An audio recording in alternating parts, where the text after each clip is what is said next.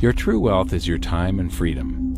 Money is just a tool for trading your time. It's a container to store your economic energy until you're ready to deploy it. But the whole world has been turned away from real money and has been fooled into using currency. A deceitful impostor that is silently stealing your two most valuable assets, your time and your freedom. Welcome to the rabbit hole. We are entering a period of financial crisis that is the greatest the world has ever known. The wealth transfer that will take place during this decade is the greatest wealth transfer in history. Wealth is never destroyed, it is merely transferred, and that means that on the opposite side of every crisis there is an opportunity.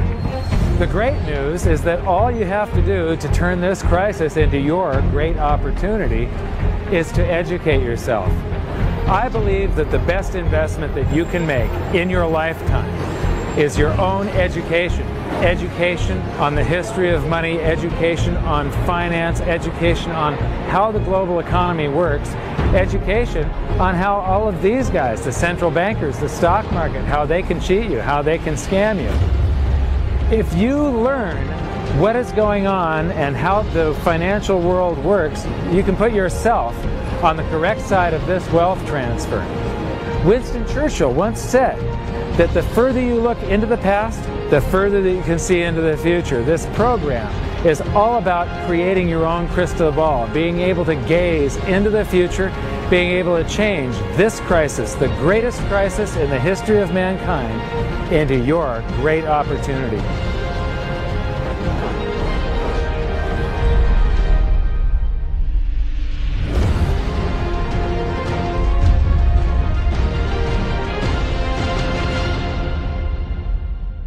The hidden secrets of money, some of them are hidden in plain sight. They're like right in front of you. The way the monetary system works is something that isn't actually hidden away from all of us. It's out in the open, but it's complex and people just they can't see how it works.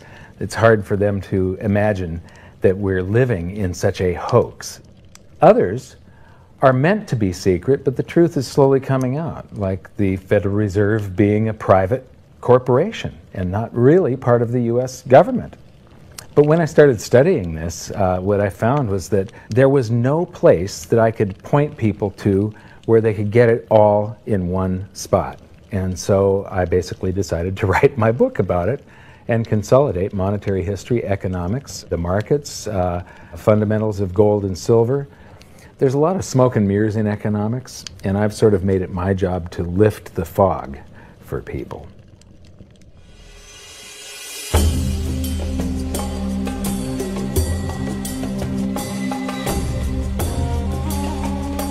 Welcome to Egypt. This is where it all began. Roughly 5,000 years ago, the Egyptians started using gold and silver as their predominant form of currency. But it was not yet money. The pieces of gold and silver that they were using were odd sizes and weights, odd purities, so it still was not interchangeable, where each unit is the same as the next. This meant that nothing really had a price yet. You couldn't put a price of so many coins on something because they didn't have coins yet. Trade was still difficult. It was still a guessing game when it came to the exchange of values. One of the reasons that we are in the financial mess that we are today globally is that people do not understand the difference between currency and money. Currency is a medium of exchange, a unit of account. It is portable, durable, divisible, and something called fungible. Fungible means that each unit is the same as the next unit. $1 in my pocket buys the same amount as $1 in your pocket. Money is all of those things plus a store of value over a long period of time. Even financial planners, bankers, your accountant, they don't understand the difference between currency and money. The currency in your pocket is a medium of exchange. It's a unit of account because it's got numbers on it. It's somewhat durable, it's portable, it's divisible in that you can make change, and it's fungible. $1 in my pocket buys the same amount as $1 in your pocket. But because governments can print more and more and more of it, and dilute the currency supply, it's continually transferring wealth out of your pocket, out of your bank account, to the government and to the banking system. The reason that gold and silver are the optimum form of money is because of their properties. It's an easy medium of exchange because gold and silver store a large amount of value in a very small area. It's a unit of account. Pure gold has the same value all over the planet. So an ounce of gold buys the same amount here in Egypt as it would in China or in the United States. It's durable. The same gold that Egyptians were using in trade 5,000 years ago is still here with us today. It does not corrode. It's divisible. You can make change with it. It's very portable. You could use something like oil as money. It's just that you can't carry around a barrel of oil on your back.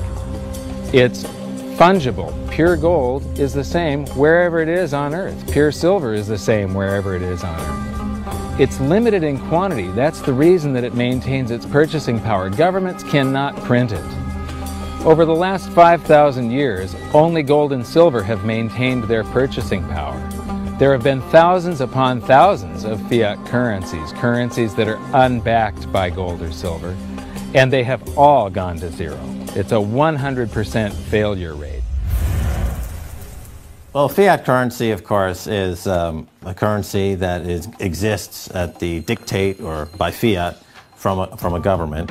You see, they have their printing presses, and the paper money rolls off the printing presses. And then they give it the fiat designation, which makes the currency official. It's just worthless paper. But when Ben Bernanke gives it the special sign, and they have the cult meeting at the Federal Open Market Committee meetings, it suddenly becomes currency. If you look at what's really going on, it's a con game. And so there's confidence. Well, the Federal Reserve is very forthright about what they're doing. If you read their websites, they'll tell you it's a confidence game. They tell you that there's no intrinsic value in their money. They'll tell you that they print it backed by absolutely nothing. They actually display all these facts. But if you tell somebody in the public that this stuff is created out of thin air, there's no backing whatsoever, it's absolutely worthless, it's about as valuable as monopoly money, they'll look at you like you're nuts. Is there an example throughout history of a fiat currency, a piece of paper that's unbacked by anything, surviving? Short answer, no. Long answer, no. And here's why. When Addison Wiggin took over at the Daily Record, when they got cranked up, Bill Warner asked him to catalog all of the fiat currencies throughout history and what happened to each of them. Addison dutifully went to work.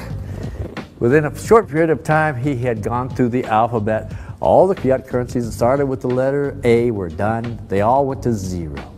He was halfway through the letter B, and all the fiat currencies that started with the letter B, and there were 600 of them in just the first letter and a half of the alphabet, and every single one of them went to zero. Every one. 600 fiat currencies that start with the letter A, and half of the ones that start with the letter B are 600 of these things.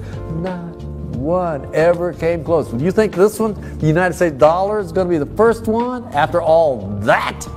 I don't think so. No. No currency, fiat currency has ever survived. None. The thing about money is there actually is a fairly well accepted definition of what money is. The question is, as you apply that definition to particular things that people claim to be money, do they fit the definition? We'll just take the paper dollar, for example. How well does it perform those functions? Well, store of value. The dollar has lost 95% of its purchasing power since the creation of the Federal Reserve in 1913. So not very good as a store of value. One of the things I do is just a way to get the audience's attention is I have a slide, and there are three pictures on the slide. One is a pile of monopoly money. The other one is a pile of Federal Reserve notes, what Americans would call paper money. And the other one is a solid gold American Eagle 1 ounce coin. And the title of the slide is, which of these is not like the other? And if you know the show Sesame Street, or you have children who watch it, it's one of the favorite vignettes in Sesame Street. And what it really is a kind of IQ test for 5-year-olds. They're supposed to look at the three things and look at characteristics and find the one that's not like the other. Well, I've shown this slide to groups of Ivy League University professors, and I've also shown it to, children, kind of 5 years old, my nieces and nephews and so forth. And when the professors look at it, they say, well, clearly the dollars are not like the others because gold has no role as money, and monopoly money is junk, and the American dollar is a store of value, so that's not like the other. But the children look at it and they say, well, the gold coin is not like the other because the other two are just piles of paper and the gold coin is clearly something different. So my question to the audience is, who's smarter, a 5-year-old or an Ivy League professor? Before World War I, each note that a Treasury issued would say that there have been deposited with the United States Treasury $20 in gold coin payable to the bearer upon demand. The money was in the vault. The currency was a note they gave you that was a claim check, only a claim check on the money, the same as if you go to the dry cleaners and you give them your shirt and they give you a claim check for your shirt. The value is that shirt at the dry cleaners, not the piece of paper that says that you own that shirt. So our currency that circulated was the paper US dollars, and they were claim checks on money. The next hidden secret is the difference between currency and money. Money must be a store of value and maintain its purchasing power over long periods of time. As we progress through this series, you'll learn that national currencies are really a tool used by the government and the financial sector to leech away your time and your freedom by stealing your purchasing power. So rather than storing your economic energy, currencies leak. Now compare that to the gold and silver the Egyptians were using. Like I started with, it still wasn't money because it wasn't interchangeable yet. But they were on the right track, as gold and silver have proven over thousands of years to be the ultimate store of value. Gold is only formed when a star explodes, a supernova, and it stays around forever. This is one of the properties that make it the ultimate money.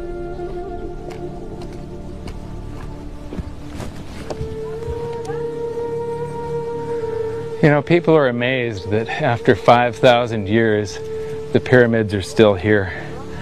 But what I'm more amazed at is that the currency that the people that built this were using, that currency, that gold and silver that they were using in trade on a daily basis, is still around today. It may have been melted down and re-refined, and it's in a coin or a bar or in some piece of jewelry. But it's still with us today, and it still purchases something. Yes, it is the ultimate money because there is nothing else even in the same league. It's divisible, it's permanent, it's a store of value, it's a unit of account. It's got everything you want out of money, but it doesn't go away, and it can't be increased. That is what makes gold the most beautiful money of all. What more could you ask out of a money? It keeps governments under control. You can maintain a solvent system. Governments don't like gold at present because they're getting away with the fiat currencies, and they'll do everything they can to discredit it as an asset class. I mean, my goodness, gold has outperformed the Dow Jones Industrial Average in each of the last 7 years, yet it's not considered a legitimate asset class. Why? Again, it's the fear that maybe gold will be imposed on the system, that it will constrain government ability to spend beyond its means. They can't print it. They can't print it, no. The proper definition of inflation, I use Milton Friedman's definition. Inflation is an expansion of the currency supply. Deflation is a contraction of the currency supply. If you expand the currency supply, eventually prices will rise. And if you contract the currency supply, eventually prices will fall. This is a pool, but it's not a pool of water. This is the currency pool.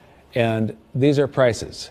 And if you expand the currency supply, prices like a sponge in water have to rise to suck up the excess currency. Governments never stop printing more currency and adding currency to circulation. Therefore, prices keep on going up, not because the stuff that you're trying to buy is changing. The real estate doesn't change. What has changed is the currency purchases less and less. It's the currency going down, not prices going up. The truth is, what we have that makes our world work right now is a big story. None of it's real. It's all just promises. And if you think about it, that's how currency began to work in the beginning. You know, before we had currency, we had barter. I'll give you 3 coconuts and you give me 4 fish, because that's kind of a fair exchange on coconuts to fish. But that got complicated, so we had to invent this thing called money to be a divisible, portable medium of exchange. And the challenge is that we lost that a long time ago, when we lost having things of value be our currency, and now we have this thing called numbers and accounts. But trust me, it is not real. It's a big made-up story. One of the biggest make-believe stories ever is called quantitative easing, which sounds complex, but it's really just a smoke and mirrors term for currency creation. QE started with the banking bailouts back in 2009. This currency was created out of thin air and then given to the banks, who paid themselves record bonuses in reward for crashing the world economy. This is a global phenomenon, but all you have to remember for now is that whether it's QE bailouts or stimulus programs, these are all just voodoo, hocus-pocus terms for increased currency creation. I believe gold and silver will reassert themselves as money. And when they do, there just isn't enough. And their purchasing power is going to go up many, many, many times. Egypt is an amazing place. There's a franticness about it, and utter chaos, especially like the traffic. But when it comes to like all of the merchants that are trying to get every last dime out of you, you get fleeced to the point where you come back with an empty wallet. But you know what? They're amateurs compared to Wall Street. In the past several years, I've spoken in many countries about the crisis that's coming, and a lot of people think that they're going to be okay in their country, that it's only going to happen to the United States or maybe the United States in Europe. But what they don't realize is that this is a global phenomenon. I got to show you something here. This is base currency in the United States. This is the number of paper dollars that exist, basically. It took 200 years to go from no dollars in existence to 825 billion. And then we had the bailouts, and then we had QE1, quantitative easing 1, then QE2, and then we had QE3, and then QE4, and then soon we're going to have QE57 and QE382. And it isn't just here. This is what the Canadian currency supply looks like. This is Australia, South Africa, Russia. Now, this starts out in just the year 2001, and this is like 18 times more currency in existence in a little over a decade. Here's Singapore, same story. Look at that, since the crisis, just bam. India, China, every government on the planet is doing this insane deficit spending and expanding their currency supplies, doing bailouts. And history shows that there is no example of this turning out well. It is sometimes amazing that we haven't experienced more inflation than we have. If they keep expanding the money supply so vastly, why aren't our prices growing faster than they really are? And the answer is that a good chunk of the money that the Fed created has been shipped overseas. I remember early in my research, I heard this expression that the Americans have exported their inflation. I thought, what is that? How can you export your inflation? Put it in a box and send it out? What do you do? Well, now I understand. You export your inflation by simply sending all these dollars that you created to these other countries, and then they send you their refrigerators and their cars and whatever, their TV sets. So you get hardware, and they get little pieces of paper. It's a great deal for the American people for a while. For a while. Sooner or later, all of those pigeons come home to roost.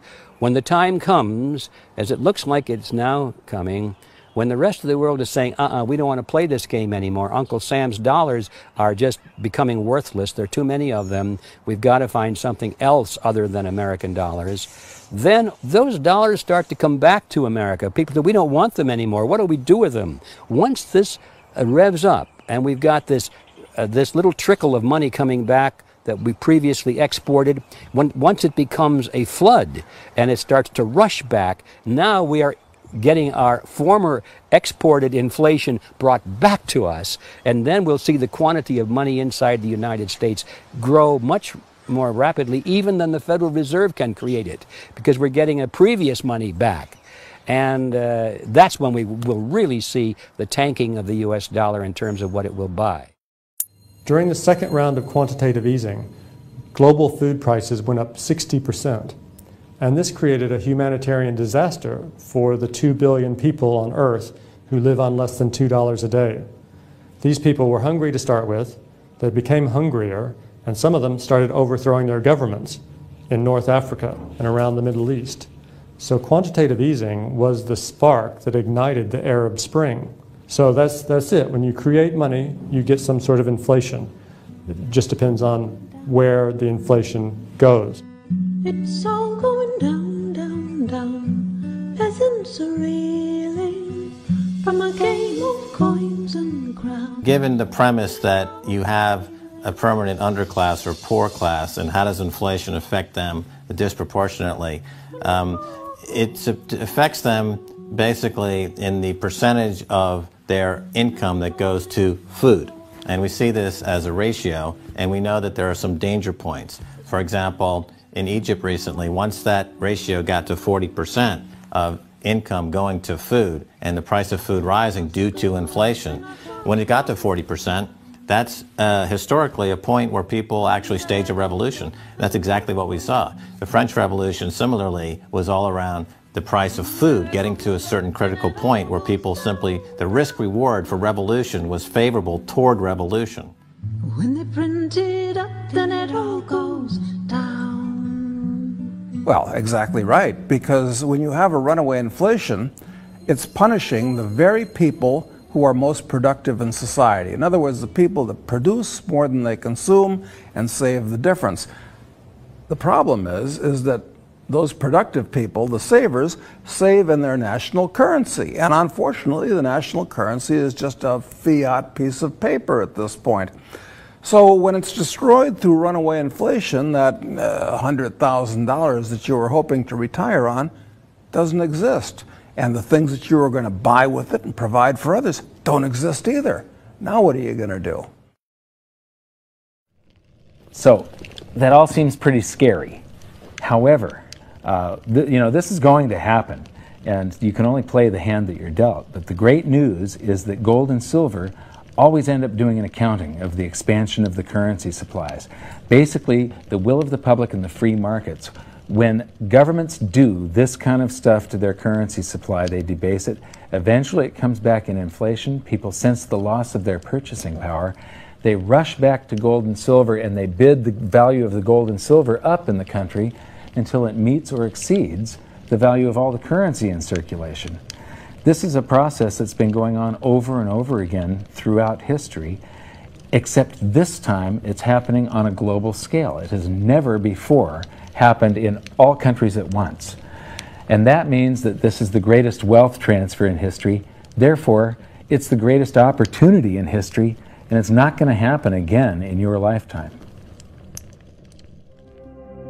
So now we've learned that your true wealth is your time and your freedom. Money is a trading tool that stores the economic energy that is your time and freedom, whereas currencies leak them away. Gold and silver are the ultimate money simply because of their properties. Fiat currencies are based solely on confidence and always return to their intrinsic value of zero. Governments don't like gold because it imposes restraint. Rising prices are a symptom of an expanding currency supply, and gold and silver always account for an expanding currency supply. So that's it for this episode. Join me next time as we begin to investigate how monetary history just repeats and repeats, and how gold and silver always win the battle between currency and money. Until then, my challenge to you is to stop calling currency money. It's a crucial first step towards setting your mind free of all this economic voodoo and changing your context. You can learn more by watching the bonus features on our website, and if you have any questions, you can post them there, and we'll answer some of your questions in future bonus features. So good luck, thanks for watching, and we'll see you next time.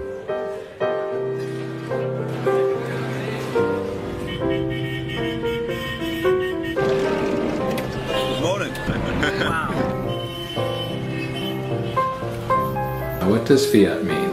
It comes from the Latin for crappy car.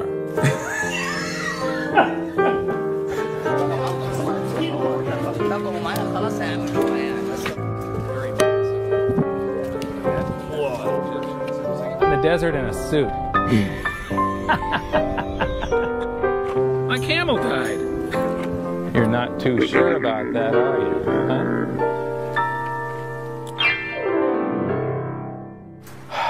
I am ready for a good long nap. Hi, welcome to this bonus feature for the very first episode of Hidden Secrets of Money. And this is currency versus money. So that's the major topic that